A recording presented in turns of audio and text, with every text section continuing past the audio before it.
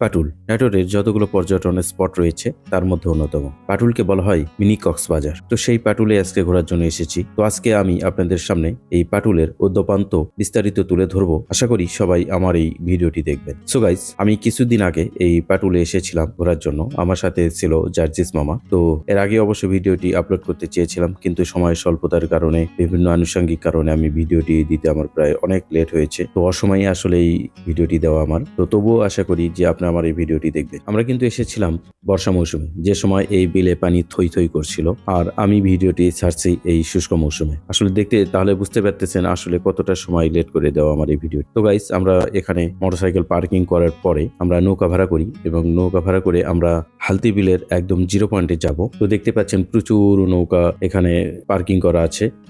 রাস্তার দুই পাশে অনেক অনেক নৌকা রয়েছে। এখান থেকে আপনারা দাম দর করে যে কোনো একটা নৌকা ভাড়া নিয়ে আপনারা জিরো পয়েন্টে যেতে পারেন। তো অনেক সুন্দর লাগবে, দেখতেই পাচ্ছেন কত সুন্দর। আর এই জিরো পয়েন্টে যাওয়ার জন্য কিন্তু রাস্তা রয়েছে, ডুবন্ত রাস্তা রয়েছে। বর্তমানে বর্ষা মৌসুমে প্রচুর পানি হওয়ার কারণে রাস্তাগুলো হচ্ছে পানির নিচে ডুবে গেছে। আবার যখন শুষ্ক মৌসুম হবে তখন রাস্তাগুলো জেগে উঠবে। আমাদের দেশটা যে এত সুন্দর, আপনি যদি ঘর থেকে বাইরে বেরিয়ে না হন তাহলে বুঝতে পারবেন না কত সুন্দর একটি আমাদের দেশ, সাজানো গোছানো একটি দেশ, রূপময় একটি দেশ। আমি আসলে কোনো ছন্দ দিয়েই এই দেশের তুলনা করতে পারবো না। আমাদের দেশটা আসলে এত সুন্দর। গাইস, চারিদিকে পানি থই থই করতেছে, কোথাও কোনো বসতির চিহ্ন নেই।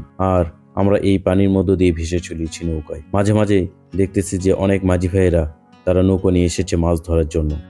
তো গাইস, আমরা হচ্ছে পাটুল থেকে যে পাটুল যে জিরো পয়েন্ট রয়েছে সেখানে যাওয়ার সময় একটা যে রিসোর্ট রয়েছে সেই রিসোর্টটি আমরা ঘুরে যাই এবং রিসোর্টটি আসলে অনেক সুন্দর। আপনারা যদি আসেন এই রিসোর্টটি ঘুরে যাবেন, দেখবেন ভালো লাগবে। চারিদিকে কোনো বসতি নেই, শুধু একটি মাত্র বিল্ডিং এর ওপর এই রিসোর্টটি দাঁড়িয়ে আছে। তো অনেক সুন্দর, খুবই ভালো লাগছিল যে চার চতুর্পাশে পানি আর মাঝখানে আমরা একটা বিল্ডিং এর মধ্যে দাঁড়িয়ে আছি। আসলেই সুন্দর। আমরা এই রিসোর্ট থেকে আমরা ভিডিও করতেছি, অনেক সুন্দর লাগছিল। আর এখানে আমরা কিছু হালকা পাতলা নাস্তা করেছিলাম, তো সেগুলো অনেক ভালো লেগেছিল। তাদের কোয়ালিটিটা অনেক ভালো, সুন্দর এবং অনেক অপূর্ব সুন্দর ছিল। তো আমরা অবশ্য এই রিসোর্টে বেশিক্ষণ দেরি করিনি, কারণ আমাদের হচ্ছে সময়টা একটু বেঁধে নেওয়া ছিল যে আমরা এখানে 1 থেকে 1.5 ঘন্টা বা 2 ঘন্টা সময় দিব, এর বেশি সময় দিব না। তো আমরা এখান থেকে ঘুরে আমরা জিরো পয়েন্টে যাওয়ার জন্য আমরা নৌকায় উঠি। দেখতেই পাচ্ছেন যে পানি আর পানি, কোথাও কোনো বসতি নেই। মাঝে মাঝে এই যে এই ভাইরা দেখতে পাচ্ছেন যে মাছ ধরতেছে।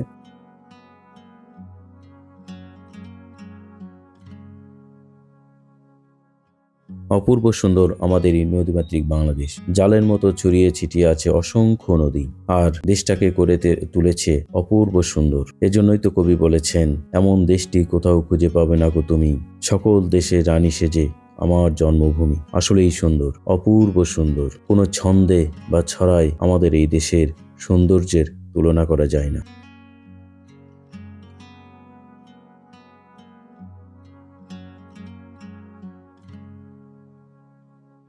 সো গাইস, দেখতে দেখতে প্রায় আমরা সেই আমাদের কাঙ্ক্ষিত জায়গায় এসে পৌঁছে গেছি। আমরা এখন নৌকা থেকে নামবো আর দেখবো আসলে এই পাটুল জিরো পয়েন্টটা কত সুন্দর। তো সবাই আমার সঙ্গে থাকবেন, আর আমার এই ভিডিওটি যদি আপনাদের ভালো লাগে তবে লাইক কমেন্ট শেয়ার দিয়ে পাশে থাকবেন। সো গাইস, আমরা দেখতে পাচ্ছেন এই জিরো পয়েন্টে এসে গেছি। অপূর্ব সুন্দর লাগছে আসলেই, চারপাশে পানি আর পানি, আর মাঝখানে শুধু এই উঁচু জায়গাটুকু, এটি হচ্ছে জিরো পয়েন্ট। অপূর্ব সুন্দর, অপূর্ব সুন্দর, দেখতেই পাচ্ছেন অপূর্ব সুন্দর। চারিদিকে পানি থই থই করতেছে আর মাঝখানে এই উঁচু জায়গা, অনেক সুন্দর। আর বর্তমানে কোনো লোকজন নাই, যদিও আমরা দুপুর 12টার দিকে এসেছি, এই জন্য লোকজন নাই। আর আপনারা যদি এখানে আসতে চান সেক্ষেত্রে আপনাদেরকে আমি উপদেশ দিব যে আপনারা হচ্ছে 3টা বা 4টের দিকে আসবেন। অসংখ্য লোকের ভিড় পাবেন এখানে, অনেক সুন্দর লাগছে, অনেক সুন্দর। গাইস, এখানে কেনাকাটার জন্য কিন্তু প্রচুর দোকানপাট রয়েছে, কিন্তু বর্তমানে বন্ধ। এই কারণে যে দুপুরবেলায় দর্শনার্থী নাই, যে জন্য বন্ধ। বিকেলবেলায় এই সব দোকানপাট অবশ্যই খোলে। আর এখানে একটা মাদ্রাসা রয়েছে, আর মাদ্রাসার যাতায়াতের একমাত্র মাধ্যম হচ্ছে নৌকা। দেখতেই পাচ্ছেন প্রচুর পানি এই মাদ্রাসার চারপাশে। নৌকা ছাড়া বর্ষা মৌসুমে এই মাদ্রাসা আসা অসম্ভব প্রায়। আর শুষ্ক মৌসুমে রাস্তা রয়েছে, রাস্তা দিয়ে এই ছাত্রছাত্রীরা যাতায়াত করে। দেখতেই পাচ্ছেন পানি আর পানি। আর আশেপাশে একটা গ্রাম বলতে এই পাড়াটুকুই। আর একজন ছাত্র দেখতে পাচ্ছেন মাদ্রাসায় থেকে আসতেছে, সে পানির মধ্যে ভিজতে ভিজতে আসতেছে। এই ছাত্রছাত্রীদেরকে কতটা যে দুর্যোগ পোহাতে হয় এই বর্ষা মৌসুমে তা না দেখলে বোঝা যায় না। আমরা জিরো পয়েন্ট থেকে ঘুরে আসার পরে আমরা এই মামার কাছ থেকে মুড়ি মাখা এবং হচ্ছে পেয়ারা মাখা খাই। তো অনেক ভালো লেগেছিল, খুবই সুস্বাদু ছিল। আপনারা যদি কখনো আসেন এই পাটুল দেখার জন্য, এই হালতি বিল দেখার জন্য, তবে এই মামার কাছ থেকে মাখা খেতে পারেন, অনেক ভালো লাগবে এবং সুস্বাদু লাগবে। হ্যাঁ, খুবই স্বাদ ছিল পেয়ারা মাখাটার। আমরা অবশ্য পেয়ারা মাখা নিয়েছিলাম, খুবই স্বাদ ছিল। তো গাইস, আপনারা যদি এই পাটুল আসেন অনেক ভালো লাগবে। আর এখানে কিন্তু একটা ওয়াচ টাওয়ার রয়েছে। এই ওয়াচ টাওয়ারে থেকে আপনারা এই হালতি বিলের পুরো দৃশ্যটা দেখতে পারবেন, অনেক ভালো লাগে। আমি অবশ্যই দেখেছিলাম, এই যে আমার এই ওয়াচ টাওয়ার থেকে এই ভিডিওটি নেওয়া, অনেক ভালো লাগছে। তো গাইস, আজকের মতো এখানেই।